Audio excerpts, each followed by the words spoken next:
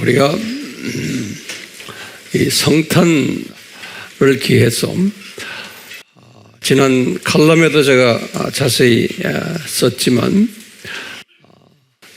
우리의 그 제목 중에 하나가 왜 성탄이라는 이 크리스마스 이 날에 대해서 성경에서는 날짜를 정확하게 주지를 않으셨나, 여기에 대한 질문을 우리가 지난 칼럼에서 했어요.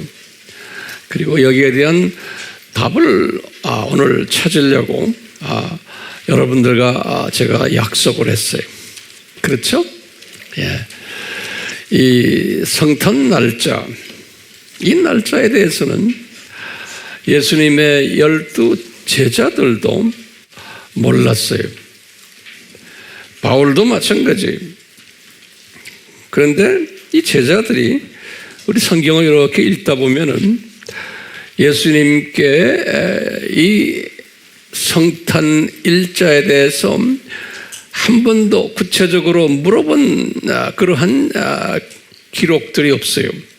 예컨대 선생님 어느 날에 태어났습니까? 이렇게 여쭤본 일이 있어요? 없어요. 신기하게도요. 그리고는 질문도 한 그러한 내용도 없어요. 다시 말하면 성령님이 이 제자들의 마음을 이런 부분에 대해서 관심을 두지 않도록 하시지 않았나라는 추측을 하게 돼요. 그렇기 때문에 한 번도 이 부분에 대해서 거론을 하지를 않았어요. 바울도 마찬가지예요. 이분의 편지들을 쭉 보면은 예수님의 탄생 일자에 대해서 거론한 그러한 일이 없어요. 그러고 보니까 이것은 하나님의 특별한 디자인 속에서 있지 않았나라고 우리가 한번 추론을 해보는 거예요. 자, 그러다가 주후 60년, 우리 62년 바울이 옥중 서신을 쓰실 때 골로새 교인들에게 하신 말씀이 우리 관심을 일으켜요. 이분들에게 하시는 말씀이 골로새에 있는 크리스천들이에요. 이분들은 그 안에는 유대인 배경을 가진 사람들도 있었고 또는 골로새에 있는 그쪽 사람들도 있었지만 이 두 그룹들에게 바울이 이런 말씀을 해요.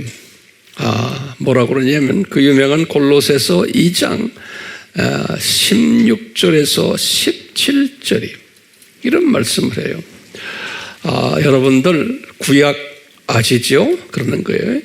구약에 보면은 많은 율례들이 있고 규례들이 있고 또 율법이 있고 제사 방식도 있고 또 일곱 절기도 있고 이런 모든 성전에서 일어나는 일들까지 해서 거기서 제사 드리는 방법, 모든 이런 것들 플러스 그러는 거예요. 특별한 거룩한 날들, 홀리 데이스 그랬어요. 이런 날들은 그 다음에 안식일까지 이런 것들은 다들 그림자들이었다 이런 말을 해요. 그림자, shadow라는 말을 써요. 골로새 교인들에게. 그리고는 그림자가 이렇게 딱 있으면 분명히 본체가 뒤에 있을 거 아니에요. 그 본체는 누구였냐? 예수 그리스도였다 그러는 거예요. 이런 기가 막힌 말을 하는 거예요. 다시 말하면 구약에 나오는 모든 이런 것들, 절기들, 율례들, 규례들, 율법이고 제사드리고 성전을 건축해서 거기서 피를 흘리는 제사드리고 이런 모든 것들은 그림자들이었다 그러는 거예요. 그러니까 실체는 예수 그리스도였다 이런 기가 막힌 말씀하시는 게 이 말씀이 어디에 있어요? 골로새서 2장 16절 17절 이 두 절 꼭 기억해 주시기 바라요. 예. 그러면서 실체가, 본체가 예수 그리스도인데 거기에 그림자로 비춰준 거라는 거예요. 그러니까 구약에서 모든 일어나는 이런 것들은 누구를 보여주기 위한 그림자였어요? 예수님을 보여주기 위한 그림자였다. 그런 거예요. 골로새서 몇 장 몇 절이요? 2장 잊지 마세요. 16절, 17절에 바울이 이것을 깨달은 거예요. 예. 그러면서 바울만이 아니고 그 후에 이제 히브리 기자도 우리는 바울로 보고 있어요. 바울이 이런 모든 것들을 가지고 뭐라고 표현하냐면요. 이것은 예수님을 보여주기 위한 본보기들이다. 본보기. 영어로는 example이라는 말, 본보기. 히브리서 8장 5절에. 그럼 우리를 위해서 본보기로 그림자로 보여줬다는 겁니다. 또는 로마서에는 뭐라고 표현했냐면 예표라 그랬어요. 그것을 영어로는 type, T-Y-P-E. 그래서 이제 신학 용어로는 typology 그래요. typology. 이제 typology 그래. 이건 뭐냐면 예표 신학이에요. 예표로 이렇게 보여줬다. 로마서 5장 14절에. 그리고는 히브리서 9장 9절에는 또 어떤 표현을 하냐면요. 어떤 NIV나 이런 영어에서 심볼이다. 이런 심볼. 심볼은 상징이죠. 또는 뭐냐면 모형이다. 카피. 우리가 지락스 카피 머신에도 원본이 있고 그다음에 카피 나오잖아요. 똑같아. 원본이 있고 카피가 있는데 이 카피다 그랬어요. 히브리서 9장 9절에. 그러니까 이 구약에 나오는 모든 이 스토리들은 누구에 관한 이야기다라는 거예요? 예수 그리스도에 관한 이야기다 그러는 거예요. 이 말씀을 예수님이 또 직접 하셨어요. 부활하시고는 뭐라고 그랬어요? 누가복음 24장 27절 또 44절에 부활하시고는 예수님이 직접 제자들에게 그러는 거예요. 이 구약을 들여다봐라. 창세기부터 모든 율법, 그 다음에 시편 봐라. 또 선지서를 봐라. 전부 다가 나에 관한 이야기다 그러는 거예요. 예수님이 직접 그러시는 거예요. 누가복음 몇 장 몇 절이요? 24장 27절 또 44절. 예수님이 직접 그러시는 거예요. 뿐만 아니라 예수님이 공생애 하실 때 요한복음 5장 39절에 아주 유명한 절이에요. 예수님이 하신 말씀이 있어요. 니네들 구약을 그냥 돋보기를 가지고서 깊이 들여다봐라. 그래서 you seek, 영어로 그 seeking 한다. 같이 한국말, 우리말로는 상고하라 이렇게 번역이 되어 있지만 그 원어를 보면 그냥 우리 서치라이트로 막 서치하는 그런 표현이에요. You seek the scripture. 다시 말해 구약을 막 들여다봐라. 아무리 서치라이트로 들여다봐라. 그러면 예수님이 하시는 말씀, 그러면 모두 다가 뭐냐면 나에 관한 이야기다 그러는 거예요. 정리됐어요? 성경 어디에 나와요? 요한복음 5장 39절. 이거 다 외우셔야 돼요. 듣기만 하고 적기만 하고 안 외우는 사람들 오늘 좀 혼쭐 날 것 같아. 그러니까 지금까지 한마디가 무슨 말이에요? 구약 스토리 전부가 나가 누구 이야기라는 거예요? 예수님에 관한 이야기라는 거예요. 오케이? 그러면 구약이 필요 없겠네요? 절대로 필요한 거예요. 왜냐? 우리 피조물들은 이런 그림자로 모형으로 본보기로 예표로 보여줘야만 그 실체를 알 수가 있는 거예요. 우리 피조물들의 한계성이에요. 그렇기 때문에 이 구약을 우리에게 보여주신 거예요. 이스라엘 사람들의 역사 속에서 이것을 우리에게 보여주신 거예요. 그림으로, 드라마로, 역사 속에서. 그러니까 누구 이야기예요? 예수님의 이야기. 창세전에 이 예수님이 인간으로 오실 것을 다 디자인하시고는 이렇게 철저하게 예수님께서 이렇게 우리에게 역사 속에서 보여주셨어요. 그런데요, 보여주시면서 예수님이 구약에서는 예수님이 탄생하실 것을 이야기를 많이 하셨어요. 창세전부터 이제 저주를 뒤집어 쓰실 것을 우리 지난 시간에도 우리 배웠죠. 그런데 이분이 탄생하실 때 어디에서 탄생하실 것까지 다 정확하게 구약에서 가르쳐줬어요. 미가서 5장 2절에는 베들레헴에서 탄생하실 것을. 왜냐, 그것이 다윗 왕의 고향이기 때문에 그런 거예요. 그래서 예수님이 다윗 왕의 왕권을 가진 그 가족으로 태어나실 것을 암시적으로 우리에게 보여주시기 위해서 장소도 가르쳐줬어요. 네. 그 다음에 몇 년에 태어나실 것도 가르쳐줬어요. 몇 년이에요? 우리들이 학설에 의하면 주전 2년, 주전 4년, 주전 6년이죠? 우리 공부했죠? 이것도 우리가 알아요.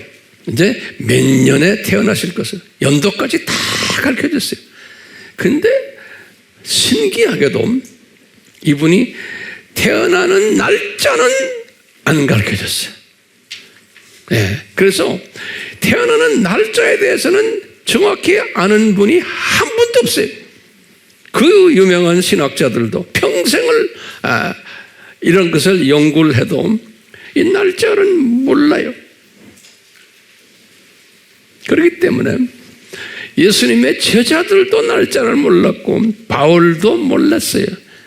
그게 이제 첫 100년 1세기 때, 2세기 때 기독교인들도 몰랐어요. 누가 가르쳐주는 분이 없고 아무리 그 안을 들여다봐도 알 길이 없는 거예요. 2세기 기독교인들도 몰랐어요. 이제 350년까지 제가 칼럼에 썼죠. 350년의 로마 가톨릭의 교황이 아니에요. 대부분의 사람들은 교황이라고 그러는데 교황 제도는 언제 시작이 됐어요? 590년이죠. 그렇죠? 그레고리 1세. 그렇기 때문에 가톨릭 사람들은 그 전에도 있었던 그 가톨릭 수장을 교황이라고 불러요. 그렇지만 실제로 교황은 그레고리 1세 590년이에요. 왜 그러냐? 이 사람들은 억지로 만들어가지고 베드로를 자기네 일대 교황으로 만들었어요. 마태복음 16장 16절에서부터 쭉 거기 보면요. 그렇기 때문에 율리우스가 수장이지 교황은 아니지만 역사책에는 다 율리우스 교황이라고 그래요. 율리우스 1세 350년에 이분이 예수님의 탄생 일자를 만들었다라는 것을 우리 칼럼에서 공부했죠. 300 몇 년에 350년에 어느 날로 했다? 12월 25일로 했다. 우리 다 공부했죠. 예. 여기에 대한 자세한 것은 제가 칼럼에 설명을 했어요. 자, 다시 말하면 예수님의 생일이 없다가 약 320년 동안 없었어요. 왜? 예루살렘 교회가 주후 30년에 시작했잖아요.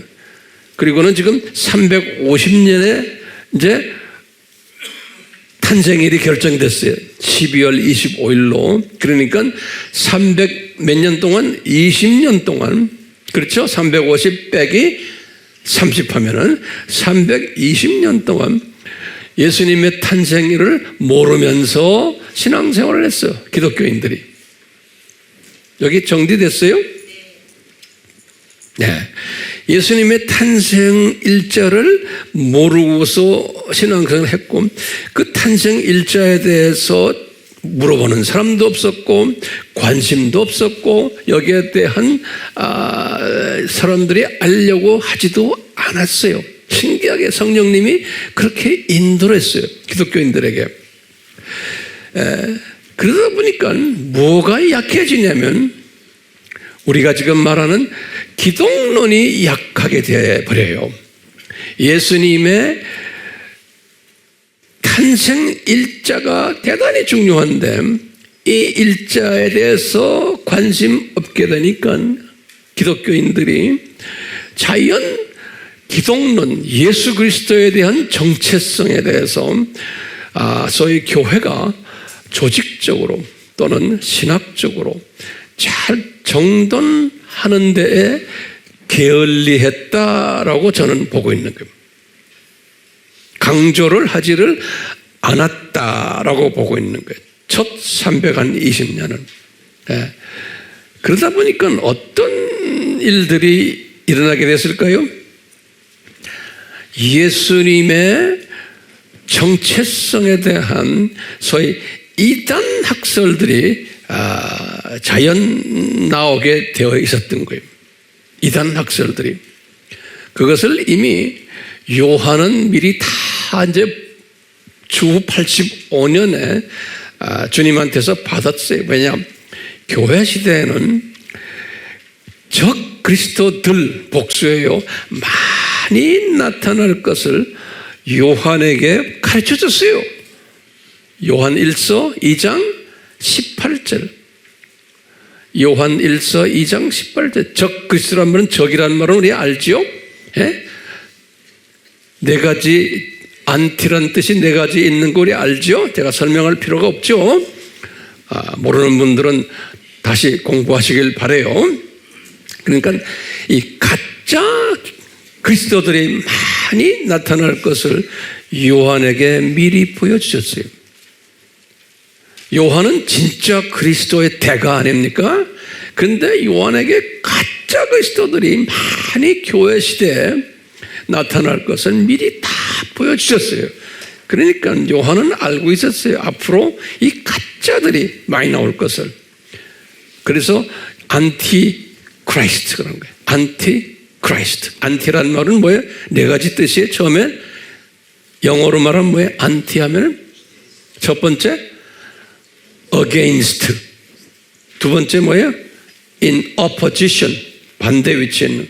세 번째는 뭐예요? 대체하는. in place of.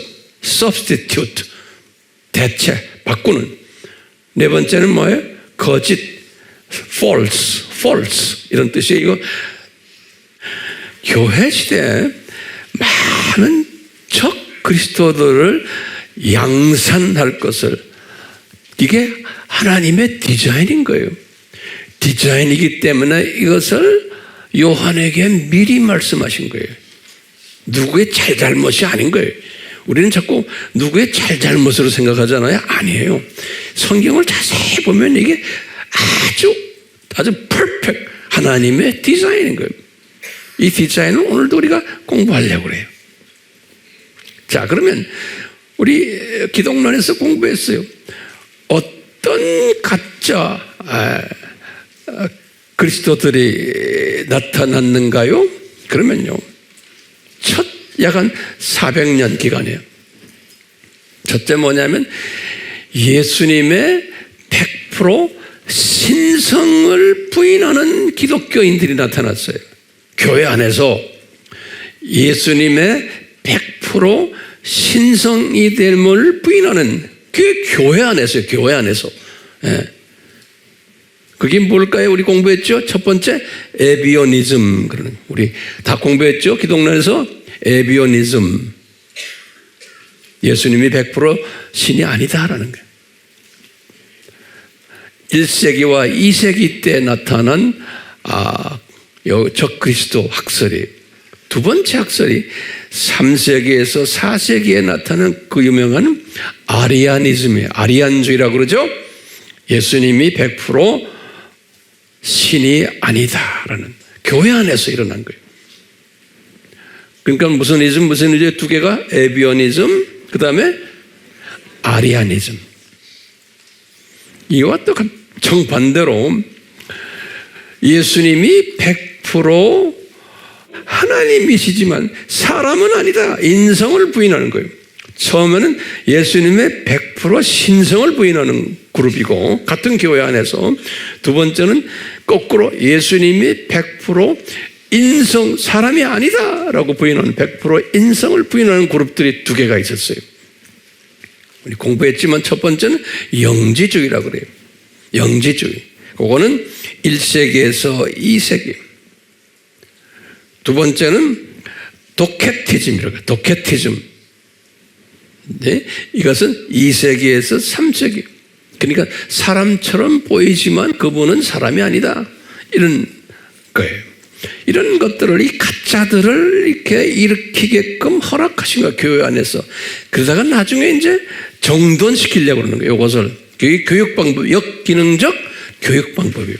항상 그래요. 하나님이 우리에게 진짜 그리스도를 가르치시기 위해서 뭐 해요? 가짜들을 먼저 풀어가지고 골치 아프게 만들어 놓으세요.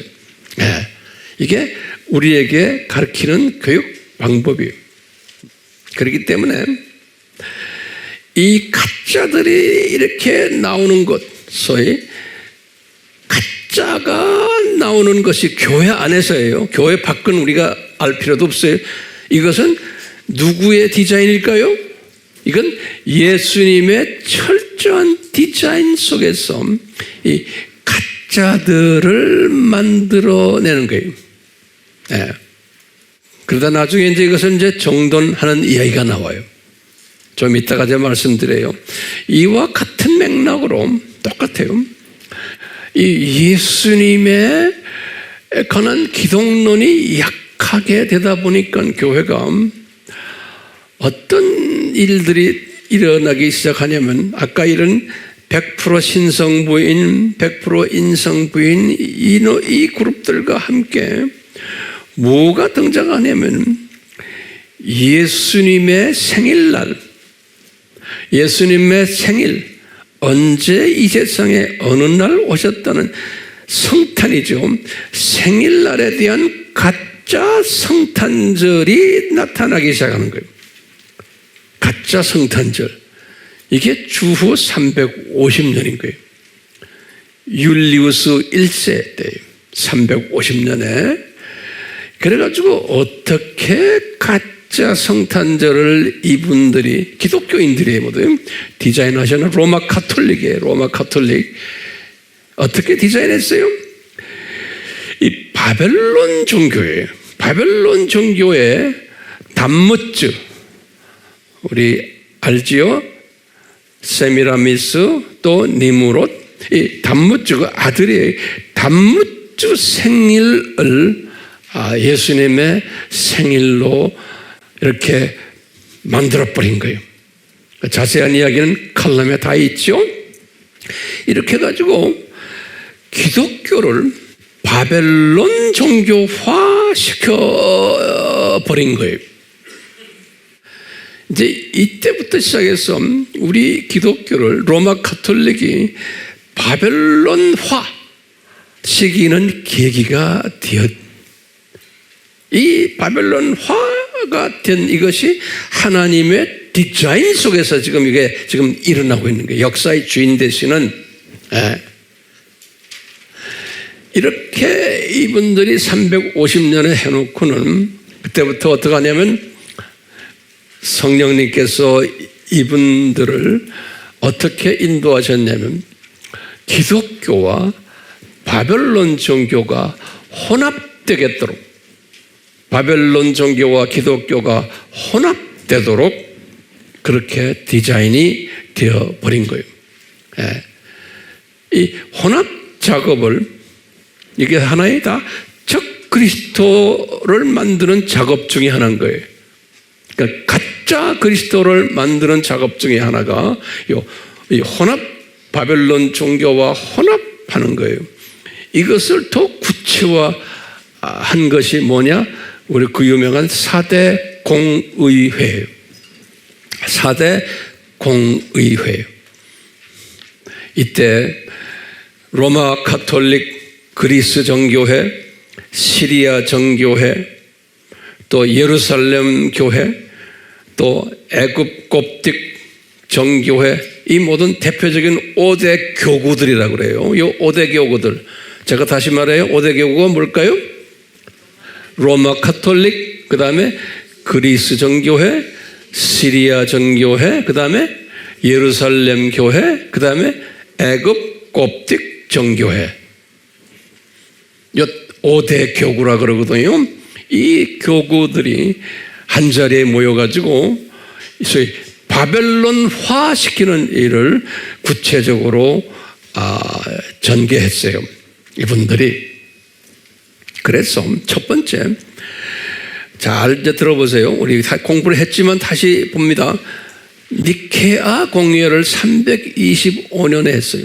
다 이 지금의 터키의 이스탄불 근방이에요. 니케아 공회를 여기에서 이 가짜 가르침 아리안주의를 배격을 했어요.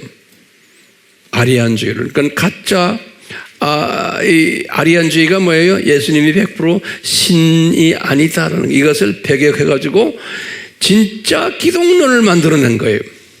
굉장히 중요한 거예요. 그래서 이 니케아 공회는 굉장히 중요한 거예요. 진짜 기독론을 만들어낸 것이 니케아 공회예요. 가짜를 배격해버리고. 그리고는 두 번째, 콘스탄티노플 공회가 있었어요. 381년에. 이때도 그 유명한 진짜 삼위일체론을 만들어낸 거예요. 굉장히 중요한 거예요. 콘스탄티노플 공회가요. 진짜 삼위일체론을 만들어낸 거예요. 우리가 지금 보는 삼위일체론들, 기독론들 다 이때 만들어낸 거예요. 이게 왜요? 이 가짜가 범람하기 때문에 교회들이 모여가지고 지금 진짜를 만들어내는 거예요. 이게 역기능적 교육 방법인 거예요. 그런 가짜가 없었더라면 안 되죠. 만날 필요도 없었던 거예요. 네. 그리고는 세 번째로 에베소 공회가 있었어요. 에베소 공회. 431년에. 이 에베소 공회 때는 진짜 성령론을 만들어냈어요. 그러면서 동시에 에베소 교회에서 가짜 예수님 탄생론이에요. 350년에 뭐 했어요? 12월 25일로 했잖아요. 그것을 확인하는. 그러니까 350년에 가짜를 만들어 놓고 지금 431년에, 그러니까 약 한 80년 후에 이 가짜 예수님 생일론이, 그게 12월 25일이죠. 요 단무주 생일날, 요 날이 예수님의 탄생일이라고 아예 공식화한 것이, 이 공식화라는 말은 뭐냐면 이 5 교구들이 다 동의한 거예요. 암묵적으로. 그것이 에베소 공회예요. 그러니까 에베소 공회는 처음에 진짜 성령론을 만들었지만 또 동시에 가짜 탄생론을 또 만든 것이 이게 에베소 공회예요. 그러니까 12월 25일을 확인하는 거예요. 그러니까 이때부터 영적 분별력이 없으니까 진짜 기독교와 가짜 기독교, 다시 말해 바벨론화된 가짜 기독교가 혼합하는 그것을 분별을 할 수 없는 그러한 일들이 이 공회를 통해서 일어났던 거예요. 마지막 공회가 에베소 공회 다음에 칼케톤 공회라고, 이건 굉장히 유명한 공회. 451년에 아주 유명한 공회를 우리가 항상 강조하죠. 칼세돈, 영어로는 또는 칼케돈, 그래요. 똑같은 말인데요. 400 몇 년에 51년에 이 공회에서는 그동안에 말했던 기독론을 재확인하고 삼위일체론도 재확인하고, 그 다음에 예수님이 100% 신이시다, 또 예수님이 100% 인간이시다, 이것까지도 확인하는 기가 막힌 공회가 이 칼케톤 공회예요. 그러면서 이 사람들이 칼케톤 공회에서 이 담무주 생일 12월 25일도 다시 확인하고 에베소에서 했던 것을 그러면서 뭘 또 하나 만들어냈냐면 마리아 학설을 만들어낸 거예요. 요 마리아 학설도 이게 세미라미스를 섬기는 거예요. 그 바벨론 종교에 세미라미스를 섬기면서 세미라미스 무릎에 단무줄을 안고 있는 그 학설이 그대로 마리아가 누가 돼버렸어요? 세미라미스가 마리아가 돼버리고 마리아가 베이비 예수님을 안고 있는 모습, 그것을 이때 만들어낸 거예요. 그러면서 이제 로마 카톨릭과 정교회 모두가 다 지금도 그분들의 성당 안에 들어가 보세요. 마리아가 앉아있고 거기에 베이비 예수님이 무릎에 앉아있는 모습이. 이게 언제 만들어졌나? 이게 칼케톤 공회. 몇 년이에요? 451년이에요. 그렇기 때문에 이 칼케톤 공회는 굉장히 중요한 공회예요. 칼케톤 공회가 그러니까 451년이에요. 약 한 500년이에요. 그러면서 이제 전 세계에 있는 교회들이 요 혼합된 이 바벨론 종교와 우리 기독교와 혼합된 모습으로 진짜와 가짜가 공존하면서 교회가 성립이 됐어요. 공존하면서. 예. 바벨론화된 혼합 사상을 가진 기독교 교회의 모습이에요. 예. 이것은 예수님의 전능하신 예수님의 허락하에서 지금 일어나고 있다는 걸 잊지 말아주세요. 그리고 전지하신 우리 예수님이 다 알고 계신 거예요. 거기에 대한 이야기를 제가 지금 계속해서 하려고 그러는 거예요. 그렇게 하다가 약 500년에 이제 시작했죠. 그러다가 1000년이 지나갔어요. 500년에서 1000년이면 1500년이죠. 1517년이 뭡니까? 종교 개혁이에요. 이때 이 로마 교회 안에서 이것이 아니다.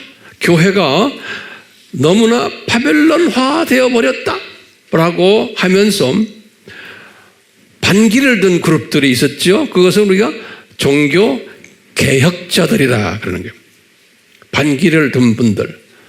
근데 이분들이 이렇게 쫙 보면은 우리 역사 속에서 지금 교회가 대표적으로 바벨론화된 것이 우리 칼케톤 공회에서 보면은 뭐예요? 두 부분이에요. 첫째가 뭐예요? 크리스마스 12월 25일 요 날이 여기 뭐예요? 단무주화된 바벨론화된 예수님의 생일날인 거예요. 그렇죠? 두 번째는 뭐예요? 세미라미스가 마리아화된 마리아 신학이에요. 그렇죠? 이 두 가지가 다 바벨론 신학 아닙니까? 이것을 1000년 동안 쭉 해왔는데 이 종교 개혁자들이 이 두 가지를 다 가지고서 개혁하려고 된 게 아니에요. 기가 막힌 게.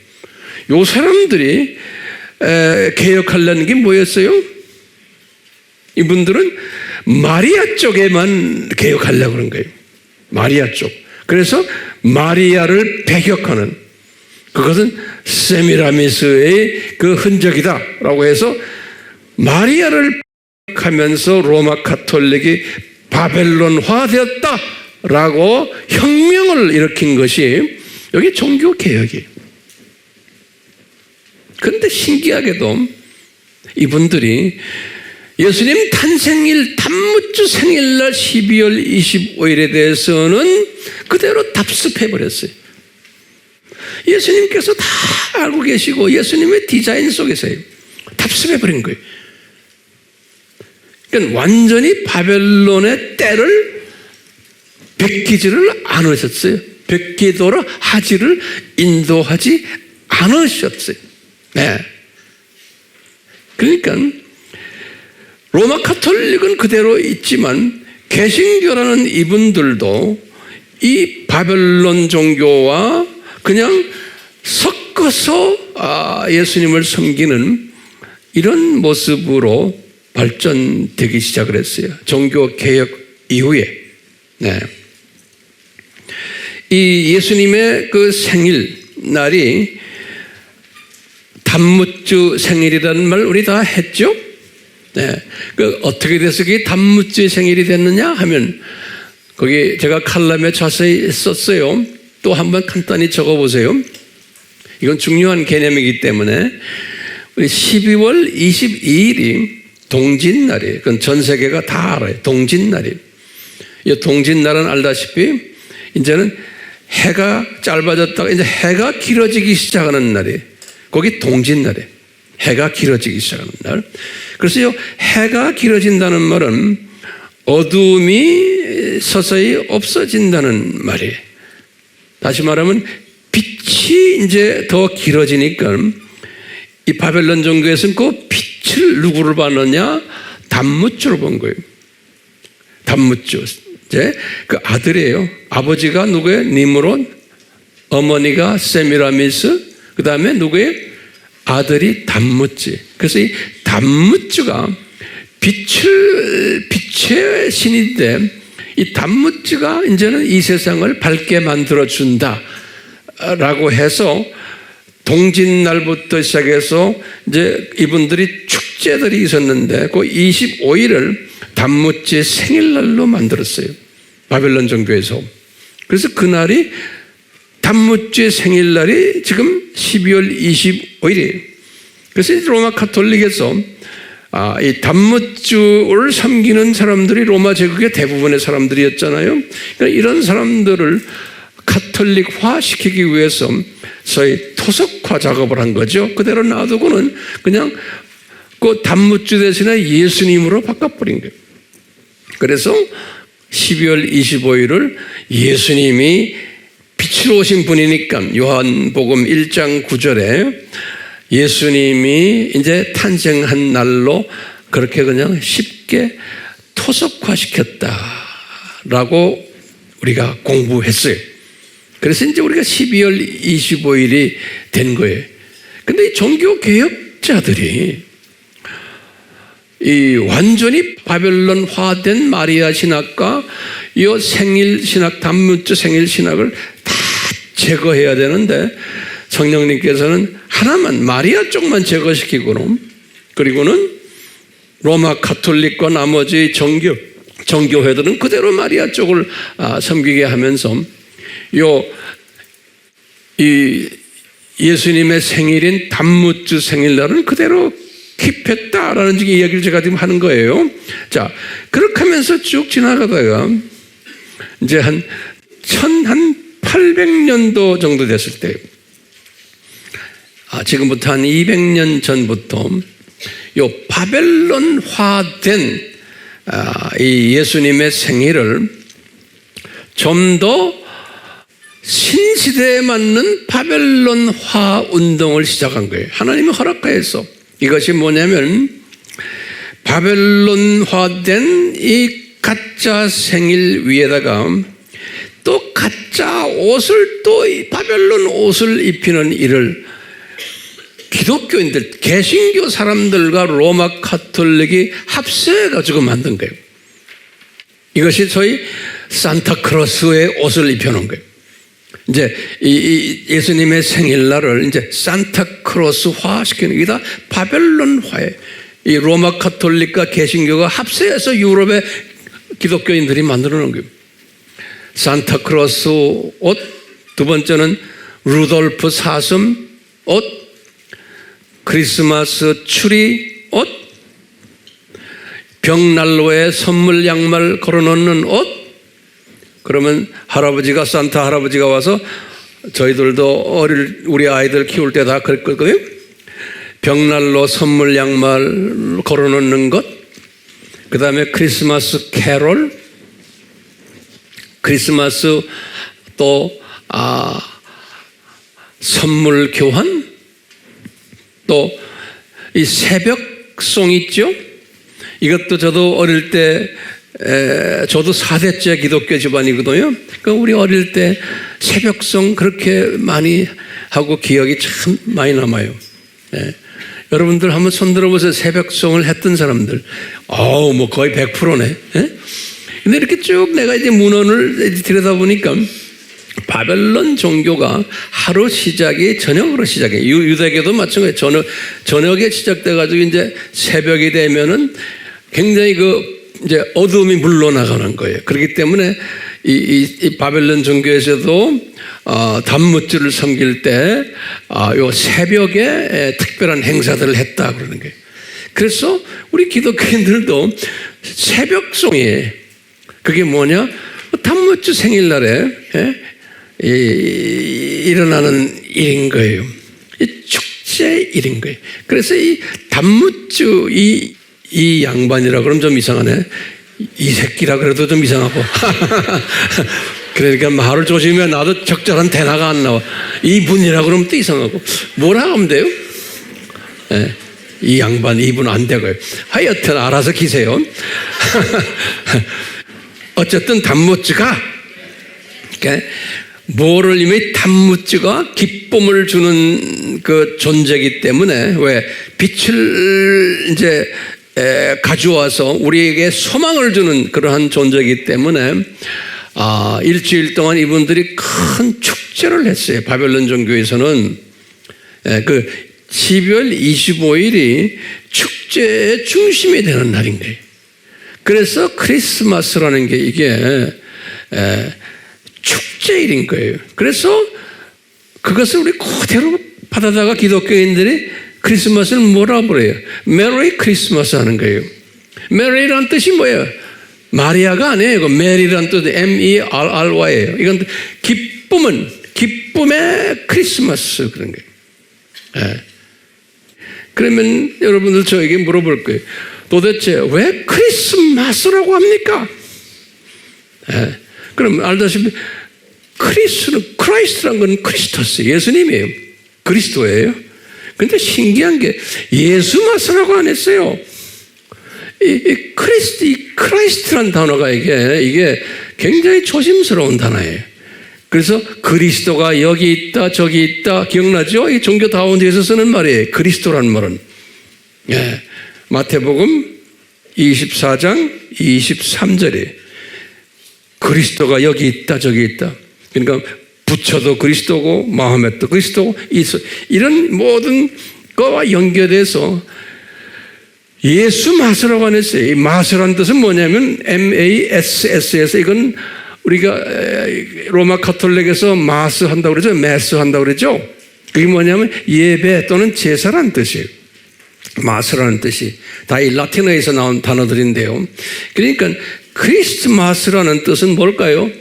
그리스도를 예배 드리는 날이 정확한 의미에서는 그러니까 그리스도를 경배 드리는 날. 근데 그리스도를 경배를 드리기 때문에 크리스마스 그런 거예요.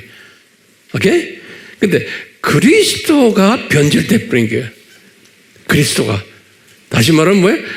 요새는 다원주의에서는 부처도 그리스도고 마호멧도 그리스도고 그러니까 우리 기독교 예수님도 그리스도고 그러니까 그리스도 모든 종교의 창시자들을 예배 드리는 날로 변해버린 거예요. 그래서 크리스마스라는 의미가 거기에 숨겨져 있는 거예요. 예수마스라고 그랬으면 간단해요. 그렇죠? 근데 절대로 예수마스라는 말을 안 써요. 왜 그럴까요? 이 예수님의 디자인이에요. 이 기독교인들이 언젠가는 예수님의 재림 전에 이 크리스마스를 다원주의적으로 섬기면서 모두가 축제하고 놀고 이거 할 것을 다 디자인하신 거예요. 크리스마스. 이상해요? 안 이상해요? 이상한 게 아니라 이제 그 이상한 것보다도 이게 기가 막힌 예수님의 디자인 속에서 일어나고 있다는 것을 제가 오늘 말씀드리려고 하는 거예요. 지금까지 잘 이해되시죠? 네. 지금 오늘날은 어떻게 됐어요? 크리스마스가 오늘날은 똑같이 그 크리스마스처럼 범종교 축제가 되어버렸어요. 오늘날요. 우리 눈에서 우리 서울에 있는 그 사찰 절간이나 여기저기 가보세요. 다 붙여놨어요. 프랑카드로 예수님 탄생을 축하합니다 하고. 불교 사찰에서도요. 선교제에 가면요. 힌두교 다른 이런 데서도 다 힌두교 절간 앞에도 크리스마스 추리 만들어 열대 지방인데도 다 이렇게 만들어 놓고 데코레이션하고 다 그래요. 이번에도 내가 이제 그 동남아 어느 집에 갔잖아요. 라오스에 갔는데 중국 그 식당 이렇게 지나가 보니까 벌써부터 추리 만들어 놓고 헐 해피 크리스마스 막 다 써놨어요. 중국 식당인데 다 불교 신자들인데. 자, 이렇게 이 크리스마스가 세계인의 종교와 관계없이 세계인의 축제가 되는 날인 거예요. 거기에 대해서 여러분들 뭐 반대 안 하죠? 우리 눈에 그게 다 보이잖아요. 안 보여요? 왜 몇 사람만 보여요 그래요? 그러니까 이것이 보여야 되는 거예요. 이것이 보여야 되는 거예요. 자, 우리 크리스찬 중에서도 이것을 못 보는 분들이 대부분이에요. 자, 그러면 이 크리스마스가 오늘날 단무주 축제화된 크리스마스인데, 우리 질문이 왜 예수님이 자기 생일날을 이렇게 엉뚱하게 형편없이 변질적으로 해서 지키고 있는 것을 방치하십니까? 이게 우리 질문이에요. 왜 예수님이 이런 것을 방치하십니까? 그대로 놔두십니까? 내가 좀 소리 질러요, 예수님한테. 여러분들도 소리 질러세요. 왜 놔두십니까? 우리 눈에 지금 보이죠? 그러면 예수님이 뭐라고 대답할까요? 예수님이 그러니까, 야, 황 목사야, 야, 하미교회 교인들아, 내가 방치한 줄 아느냐 이놈들아, 이렇게 말씀하실 것 같아. 이것은 나의 철저한 계획 속에서 지금 이것을 내가 운행하는 것다라고 말씀하실 것 같아요. 하시고 계세요. 그러면서 예수님이 저에게 깨달으면, 얘야, 내가 재림하기 전에, 내가 지상 재림이에요. 예수님이 내가 지상 재림하기 전에 이 바벨론화되는 이 세상이 바벨론화, 다시 말해 옛 바벨론이 다시 회귀라 그래요. 그걸 한국말로 회귀라는 말 알죠?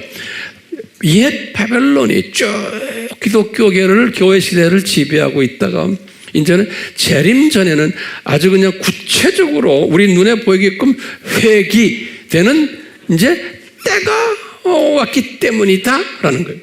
다시 말하면 예수님이 이 바벨론 종교를 우리 창조 목적 학교에서 이 사탄의 똘마니 그룹으로 해가지고 우리 학생들에게 창조 목적의 절대성과 필요성을 교육시키기 위해서 사용하는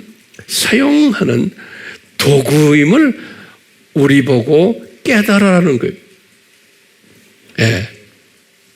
이럴 때일수록 우리는 어떻게 돼요? 이 기독론의 이 변질이 이렇게 심하게 오니까 열심히 작은 책을 먹으라고, 우리로 하여금 열심히 작은 책을 먹으라고 내 이놈들을 이렇게 미리 디자인해가지고 내 재림 전에는 더 심하게 이놈들이 까불 것을 내가 디자인하지 않았느냐라고 질문을 아마 던질 거예요. 그러면 저는 그런 거예요. 예수님 어디에 디자인한 거를 기록했습니까? 성경에? 우리는 항상 이렇게 질문 던져야 되죠. 예수님은 그렇게 질문 던지는 주님의 자녀들을 사랑하세요. 여러분들도 나같이 질문 던질래요? 성경 어디에 이 바벨론 이놈들을 디자인해서 이놈들이 이렇게 악하게 놀게끔 했습니까? 라고 한번 질문 던지는 거예요.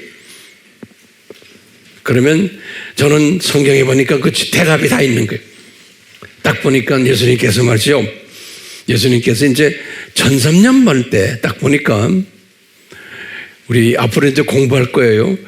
이 두 짐승 그룹을 등장시키는 이야기가 나오는 거예요. 우리 계시록 13장 전체 1절에서부터 18절까지 이 두 짐승 그룹이 이게 바벨론 그룹인 거예요. 이제 나중에 내년에 이제 우리 뒤짐승 공부를 자세히 할 거예요. 내년에. 그런데 이 두 짐승 그룹이, 그러니까 첫 번째 짐승, 두 번째 짐승 우리 다 알잖아요. 근데 특히 두 번째 짐승은 종교적 적그리스도라고 그랬죠. 여기 이제 우리 로마 가톨릭부터 시작을 해가지고 이제 WCC 뭐 예수회 이제 다 이렇게 하는데 이 두 번째 짐승을 요한에게 자세히 보여주셨어요. 후삼년반 때, 후삼년반 때 이 두 번째 짐승이, 이 두 짐승이 그냥 예수님의 재림, 지상 재림 전에 까불고 이놈들이 온 세상을 상고화시킬 텐데, 그러면서 이 두 번째 짐승인 종교적 적그리스도예요. 이놈들을 요한에게 뭐라 그랬냐면, 요한계시록 17장과 18장에 오늘 그래서 이게 본문의 말씀이에요. 이 두 장을, 기가 막힌 장인데요. 이 큰 성 바벨론이 무너지는 장면을 보여줬어요. 예수님의 지상 재림 전에 이 큰 성 바벨론이라고 그랬어요. 이 바벨론 신학이, 이 바벨론 신학을 가르쳤던 이 주체 세력이 무너지는 장면입니다. 그래가지고 나중에 불못으로 던지는 장면이 계시록 17장, 18장, 또 계시록 19장 20절에. 그러니까 이것이 이미 디자인이 되어 있는 거예요. 그러니까 우리가 우리 창세기 10장에서 홍수 이후에 니무롯이 나타나고 그 니무롯에 의해서 바벨탑이 만들어지고 11장에서 언어가 다 흐트러지고 하는 모든 이런 것에서 이 세상이 이 바벨론에 의해서 기독교계가 움직여지고 혼합된 장면들 내가 간단히 봤지만 이렇게 계속 기독교 역사를 보니까 그렇게 되어 온 거예요. 그러다가 이제 예수님이 재림이 가까울 때는 더 심해질 것을 이 바벨론화가 특히 교회 안에서 교회만이 아니고 정치적, 경제적, 문화적, 교육적, 적그리스도 안에서도 이 바벨론 세력들이 그놈들이 다 이놈들을 가지고 놀 것을. 다시 말하면 기독교와 바벨론 종교가 공존하면서 기독교 안에 있는 하나님의 특별한 백성들은 이것을 깨닫게 하고서는 예수님의 재림을 준비케 하는 일에 주님이 사용하시려고 대부분의 기독교인들은 이 바벨론화 속에 들어가서 헤매다가 나중에 그냥 죽어서 천국 가는 거예요. 대부분의 기독교인들은. 근데 그 안에 그렇지 않는 사람들이 있다네. 항상 남은 자 이론이에요. 자, 그러면 한번 제가 질문을 한번 던져볼게요. 한번 그거 정리 좀 해주세요. 이제 마지막 결론적인 정리예요. 대부분의 크리스찬들은 이 기독교 안에 바벨론화된 것을 알아요, 몰라요? 모르고 무관심하게 돼 있어요. 우리 주변에서 지금 보면요. 그러다가 예수님의 그 구세주 되심은 철저하게 알기 때문에 이분들은 천국에 갈 거예요. 그렇게 해서 그동안에 다 천국에 갔고요. 예. 우리 예수님 당시에 그 유명한 인사들도 지금 우리가 아는 이 정도까지는 몰랐을 것 같아요. 그렇죠? 요한은 알았지만, 그렇지만 우리처럼 자세히 저거 만났지 이 사람도 몰랐을 거예요. 이 시대의 요한도 살지 않았기 때문에. 그렇지만 그분을 사용해서 그런 일들을 기록하기는 하셨어요. 근데 우리가 지금 기록한 바로 그 시대에 우리는 지금 살고 있는 거예요. 그런데 소수의 하나님의 자녀들만 여기에 대한 것을 깨닫게 돼 있어요. 자, 보세요. 소수의 기독교인들, 다시 말하면 복음주의자들이, 제가 말하는 오늘날이에요. 오늘날 복음주의자들이라는 것은 뭐냐면요, 이 사람들은 반로마 카톨릭주의자들이에요. 그렇죠?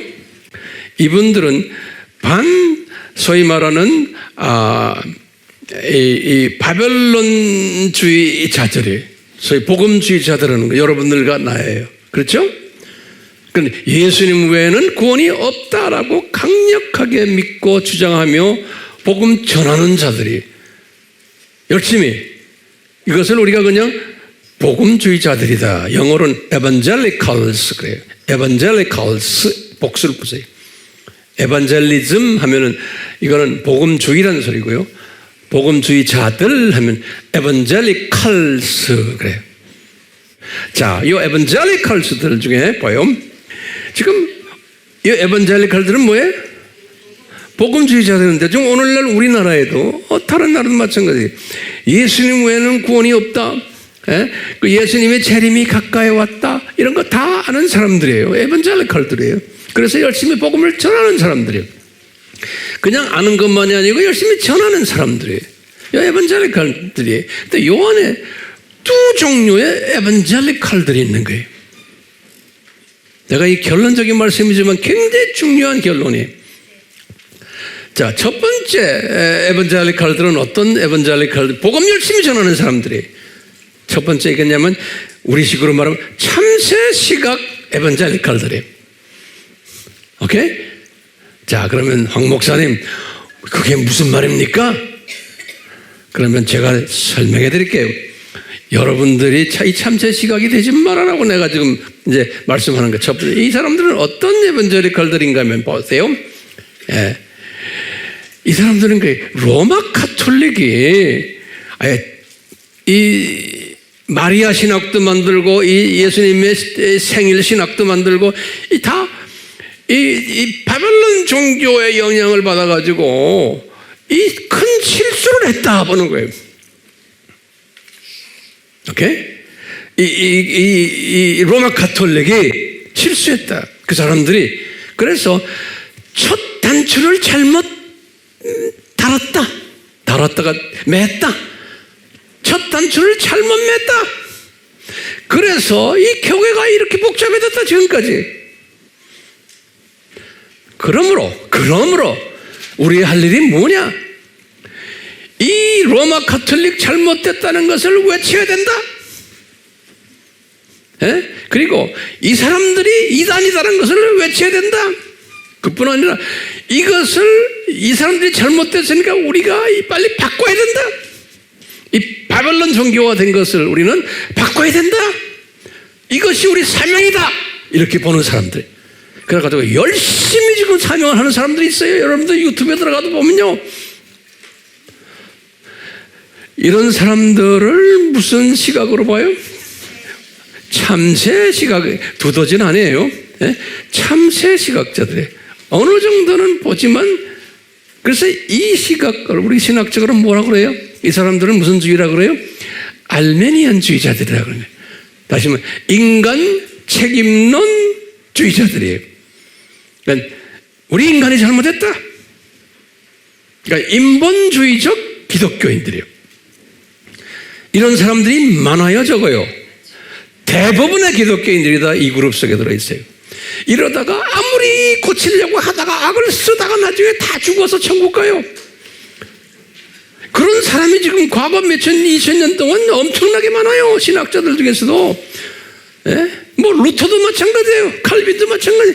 그 칼빈은 조금 달래. 죽으라고 이게 잘못됐다고 외치다가 책도 수십 권 쓰고 하다가 다 죽어요. 죽어서 천국에 올라가 보니까 예수님 내가 이렇게 노력하다가 왔습니다. 그러면 예수님 잘했다 이놈아. 그렇지만 너는 독수리 시각을 안 가지고 있구나 그런 거예요. 그러니까 내가 왜 이걸 안 가졌지? 그럼 뭐라고? 너에게 내가 은혜를 안 줬단다 이놈아 그런 거예요. 자, 그러면 황 목사님, 그러면 참새 시각자가 이렇게 많은데 그럼 독수리 시각자는 어떤 사람이요? 라고 던진다면 뭐라고 대답해야 돼요? 거기다 적으세요. 독수리 시각자는 아하, 이 바벨론 신학과 이 크리스천 이 신학이 이것이 융합돼 가지고 복잡하게 이렇게 한 것도 이게 모든 거다. 창세전 디자인이구나. 이것을 희미하게 깨닫는 사람이. 그리고는 아하, 구나예요. 이 세상이 창조 목적 학교 뭐예요? 구나. 세 번째는 뭐예요? 여기에 교감팀들을 교장 장중 안에서 까불게 만들어놨구나. 이 학교에 커리큘럼이 이렇게 돼 있구나. 그 과목이. 그리고는 아하, 이 학교가 이제 4년제 대학 졸업 시대구나. 오늘날이 곧 4년제 대학 졸업이 오겠구나. 그리고는 요한에게 말씀하신 것처럼 이 바벨론 세력이 이제는 악하게 활보하다가 좀 있으면은 불못에 던짐 받겠구나. 내가 너무나 구나 소리 질러서 미안해요. 내가 하도 속상해서 내가 소리 지르는 거죠. 이것을 보는 사람이에요. 그러면서 뭐예요? 우리가 이런 시대에 살고 있구나. 우리가 지금 이 바벨론 세력이 극심하게 활동하고 있는 시대에 살고 있구나. 이 바벨론 이 제국이 회귀될 것을 우리가 알고 있는 게, 그러면서 회귀시키려고 애를 쓰는 시대에 살고 있구나. 지금 우리 아미교회는 이것을 깨닫기 위해서 매주마다 제가 이렇게 설교하는 거 아닙니까? 네? 그러니까 이것을 깨달은 여러분들이 앉아있는 모습이 너무나 이뻐요. 그러면 제가 질문 던지는 거예요. 그래서 황 목사님, 깨달아서 뭐합니까요? 네? 깨달아서 알아서 뭐합니까? 모르는 게 낫지. 여러분들에게 도전은 이거예요. 이거 알아서 뭐래? 모르는 게 낫죠. 참새 시각으로 살다가 가는 게 낫지. 알면 뭐합니까? 그러면 뭐라고 대답해요? 예수님이 이걸 아는 사람들은 뭐라고 그랬어요? 너희들 우리 매일 이야기하는 소리 이걸 항상 묵상하세요. 이거 아는 사람은 먼저 뭐예요?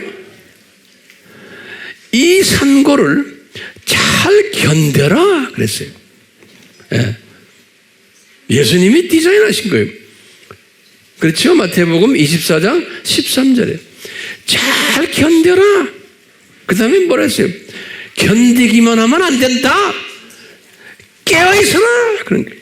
깨어있으려면 지식으로 꽉 차 있어야 돼요. 잠자고 있었지만 깨어있어라. 눈 뜨고. 예수님이 말씀해 24장 42절에 그 다음에 뭐라고 그랬어요?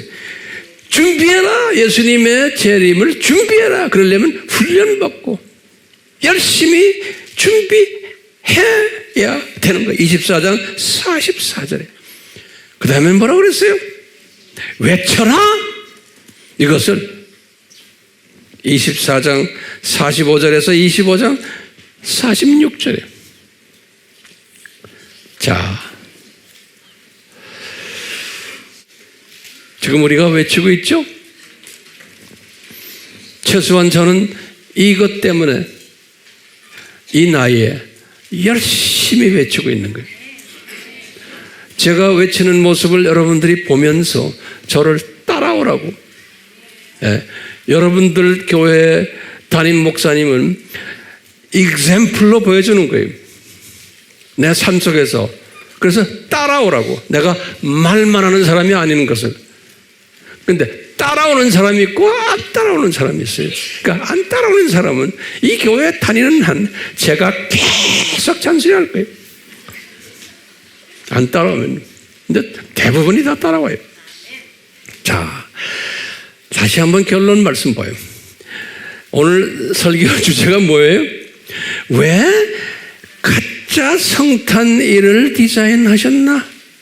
그러면 잘 묵상해 보세요. 이게 내가 설명할 수 있을까? 또 왜 이 가짜들을 없애지 않으셨는가, 예수님이. 그리고 계속 교회 시대의 이놈들이 판을 치게 만들어놨어요. 왜 그럴까? 이거 고민하시는 거예요. 그리고 왜 진짜 성탄일을 주시지 않으셨나? 이거 계속 묵상하는 거예요. 네. 묵상하면서 저는 이런 결론을 내는 거예요. 아하, 365일이 성탄일이구나. 요거 하나하나 적어놓으세요, 이제. 요거, 아하, 365일이 성탄일이구나. 그러니까 365일 동안 매일 기독론 삼위일체론 내가 먹어야 되는 거예요. 이 말은 다시 말하면 더 구체적으로 작은 책을 내가 먹어야 되는구나. 그렇죠? 기독론과 하나님 나라론과 종말론을. 그리고는 독수리 시각자가 되어야 되겠구나.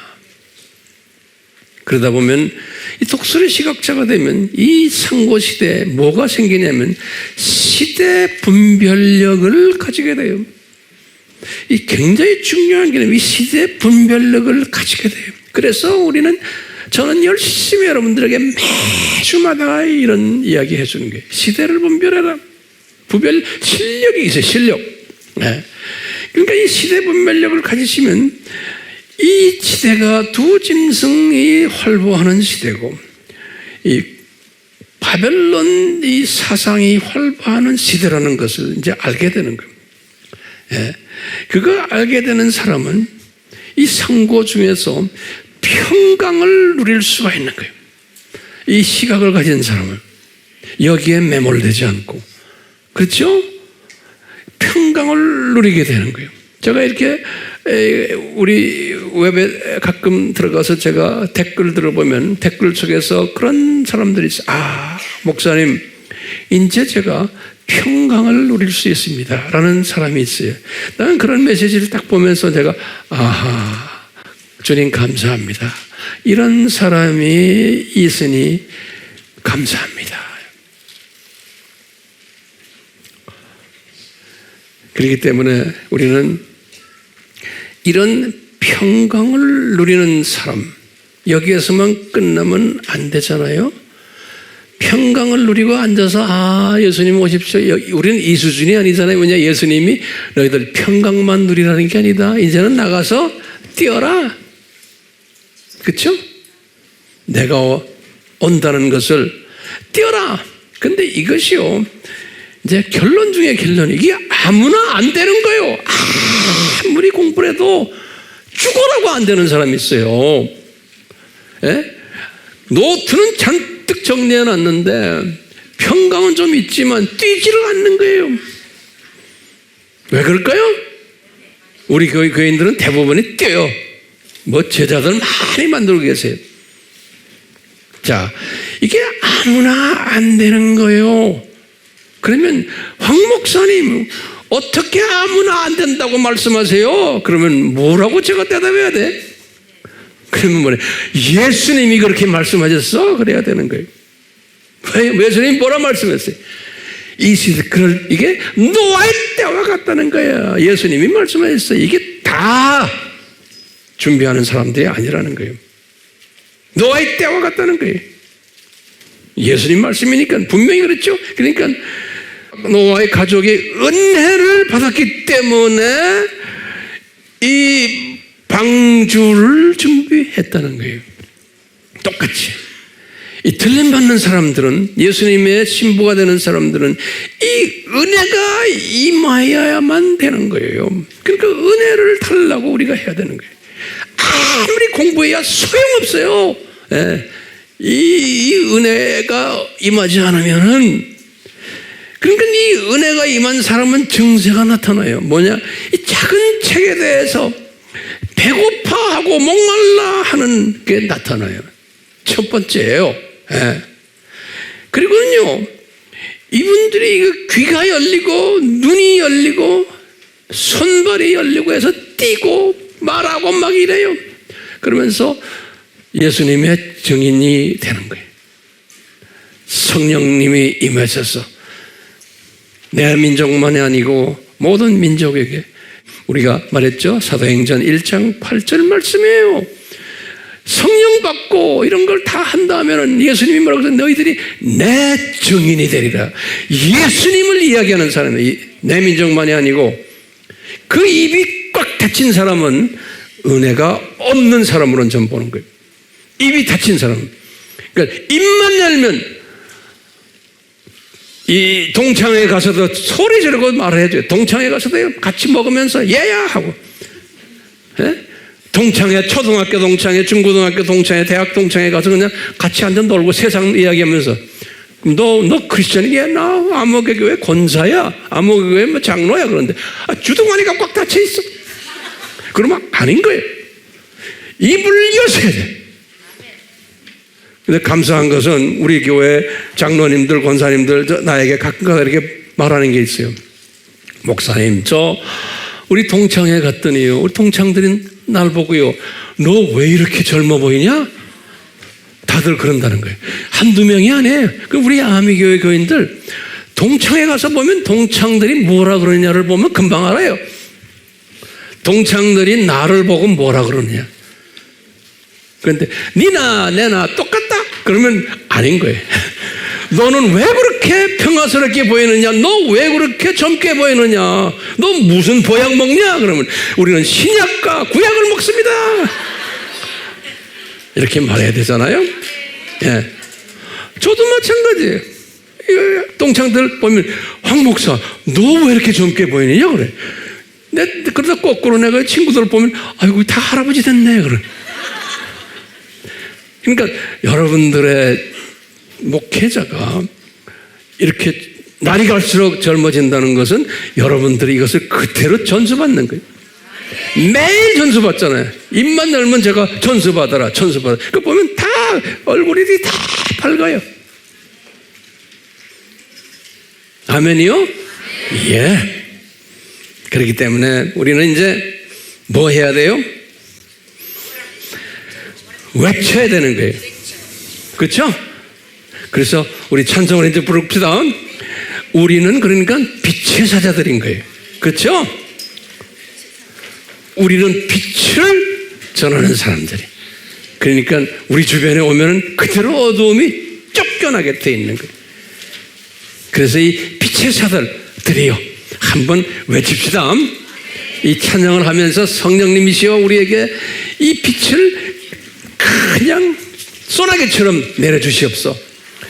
입을 벌릴 때마다 이 찬송의 모든 내용들이 우리에게 그냥 임하기를 다시 한번 간구합니다. 아멘. 예수님, 우리 이 찬송 속에서 성령님을 강하게 보내주셔서 우리로 하여금 외치는 자가 되도록 주여 기름 부어 주시옵소서.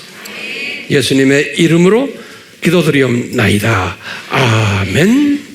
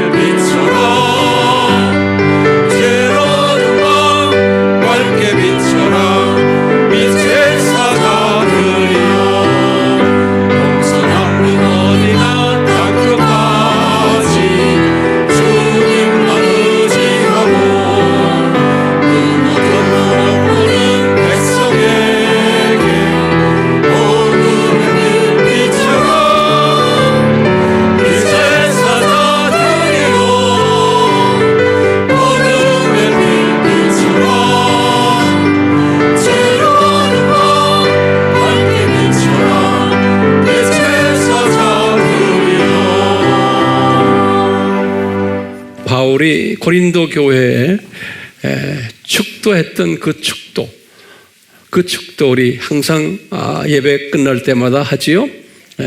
뭐 전 세계가 하지 않지만 우리 한국 교회는 이 축도를 아주 즐겨 사용해요. 이거 안 하면 또 뭐라고 하는 사람이 있죠. 그건 골빈 사람이에요. 꼭 바울이 했던 이 축도만이 축도가 아니에요. 제 말 알아들으세요? 그 축도가 뭐예요? 예수 그리스도의 은혜와 또 뭐예요? 하나님 아버지의 사랑하심과 또 성령님의 감동 교제하심이 너희들에게 항상 있기를 내가 간구하노라. 그죠? 이 말씀 좋아요. 가끔 이 축도로 여러분들에게 제가 축도를 해요. 그렇지만 딱 이것만이 아니에요. 그렇죠? 예. 제 축도 끝났어요? 그냥 이 축도, 그냥 축도예요. 예. 예수님, 이 축도가 우리 삶 속에 그대로 다 적용되어 이 세대에 노아처럼 그 가족들처럼 들림받는 방주에 들어가는 복을 내려주시기를 다시 한번 간구드립니다. 이 간구 들으시고 우리에게 은혜 베풀어 주시옵소서. 우리 가족들 특히 들림받는 방주에 들어가는 자격이 되지 않지만 주여 노아를 통해서 보여주신 것 우리가 믿고 주님 순종하겠습니다. 우리만이라도 노아처럼 열심히 이 방주 만드는 일에 최선을 다하도록 인도해 주시고 노아에게 은혜 내렸던 것처럼 그 아들들과 며느리들에게 이 은혜 내려 주시옵소서. 예수님의 이름으로 축원하옵나이다. 아멘.